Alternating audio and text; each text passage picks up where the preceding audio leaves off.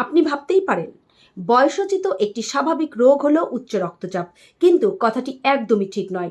আপনি যতদিন বাঁচবেন চাইলে আপনার রক্তচাপকে নিয়ন্ত্রণে রাখতে পারেন, চাইলেই সারা জীবনে কখনো আপনার হার্ট ব্লকেজ হবে না। প্রথমে আপনার হাতের এই যে আঙ্গুলটাকে, প্রথম এই আঙ্গুলটাকে এই রকম করতে হবে, তারপরে এই অবস্থায় যেতে হবে, আর তারপরে এই করতে হবে, অর্থাৎ এই রকম। প্রথমে এই এই দেখছেন, তারপরে এই এই এইভাবে আপনি করবেন। কিভাবে? এটা প্রথমে ছেড়ে দিন, আপনি প্রথমে ইনহেল করুন,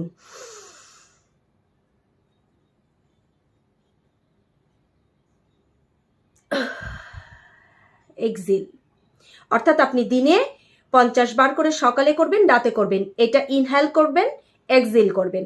আর কি খাবেন?